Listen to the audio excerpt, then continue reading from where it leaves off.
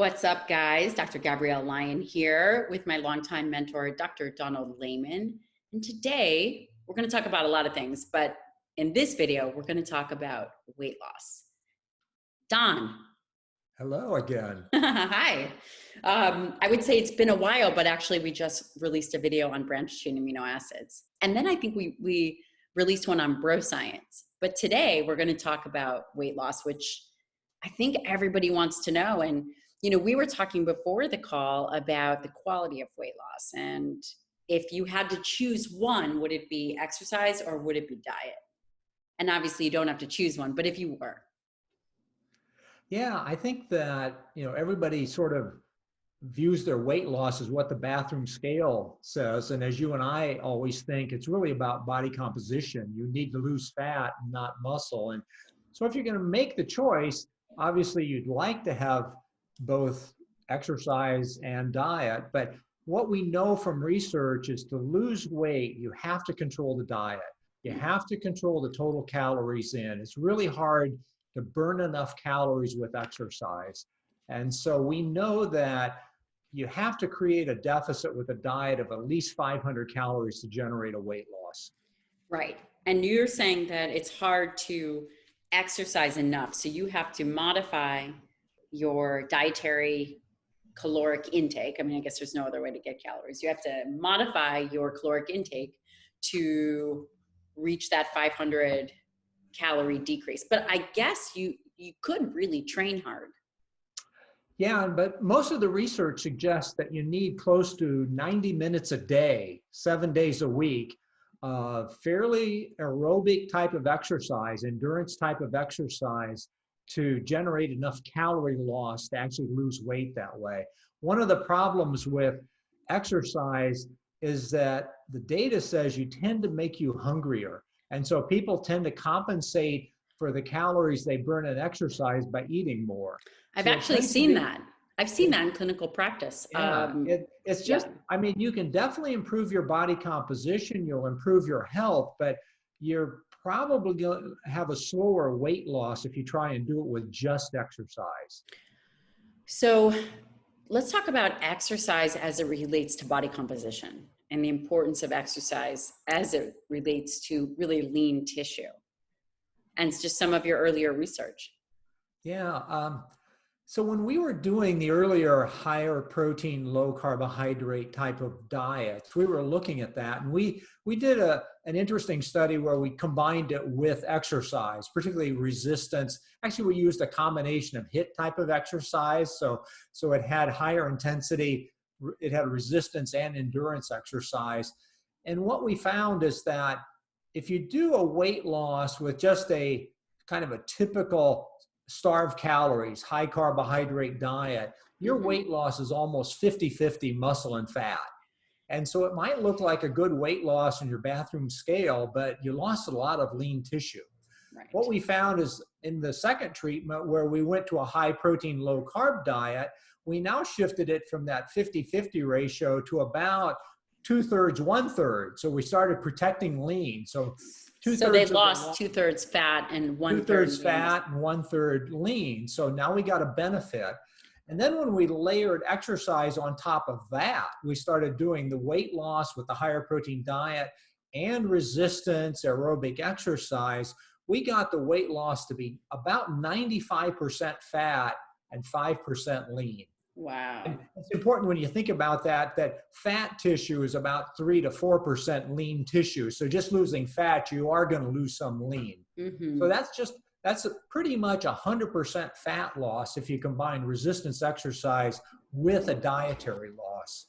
I'm curious. I was looking at some recent research from Brad Schoenfeld, and he was talking about that volume is more important than, I suppose that volume, the aspect of volume has been in the literature for a long time, but when you think about, do you need to do resistance training 2 times a week versus 3 times a week when you're thinking about building out a program? How did you guys implement that?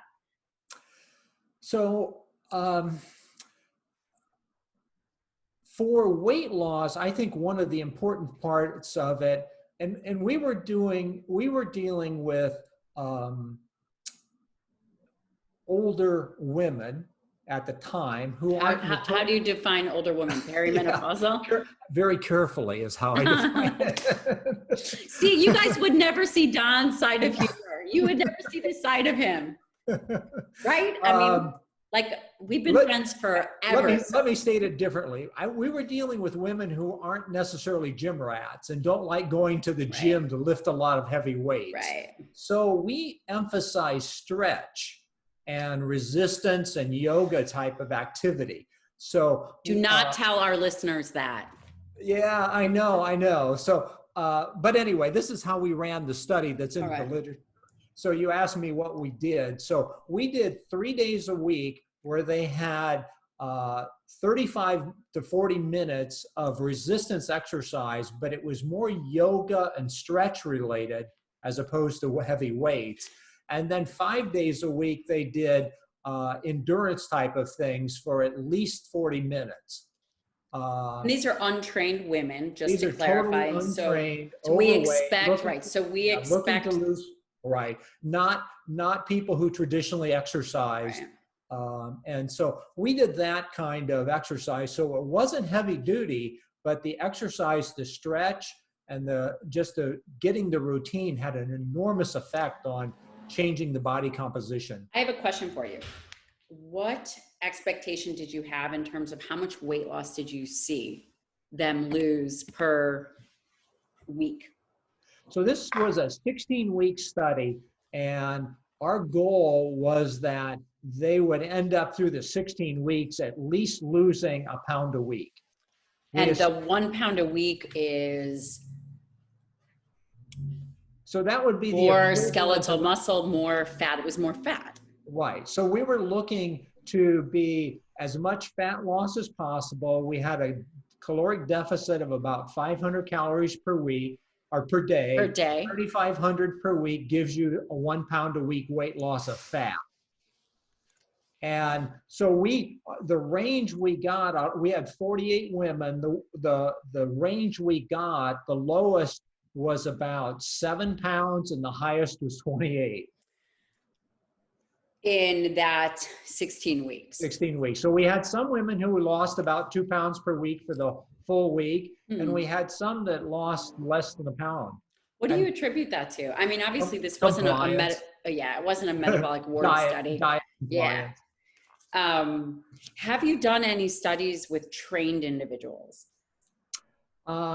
For body composition changes? Yeah. No, no, I haven't. So how much do you, and you might not know this because I am not sure that I know this number, for an untrained individual, do you have any sense of how much muscle someone could put on, assuming that their diet was high enough in calories and high enough in protein? The rate of accumulation? Yeah. Wow, Stu Phillips and I have had that discussion. I sort of forget it now, but the rate of actual muscle gain, kilogram a month. I mean, I've always thought about it kind of in terms of grams of protein you can add per day, and it's really small. It's like 5 grams of new protein per day you can accumulate. That's interesting. And, you can calculate that out to how much it would be in terms of muscle mass, and you have to remember the muscle is 75% water. Right. But anyway, the net accumulation of protein per day is really small. Yeah. It's interesting, in my clinical experience, I've seen some women, they could put on 5 pounds of muscle in a week. I mean, in a month, sorry, not in a week. And I usually I haven't often seen that, but I have seen it with women who've really increased their training, really increased their protein, gotten great rest. And probably the more untrained they are when they start, the bigger effect you can have. Yeah. That's the same with weight loss. Yeah. If most people in the first 2 weeks of a weight loss, they'll have their biggest total effects. Listen, it's not common. People don't gain that much muscle, but if you take a trained individual and you try and put on more muscle mass, it's going to be pretty slow. They're going to have to go to massive volumes. Right. and high calorie intake to try and accumulate mass in a short period of time. Let's talk about mass accumulation, if you don't mind, as it relates to calorie intake. In order to lay down new muscle tissue, you need a stimulus, but you also need calories. Yeah. I have seen both.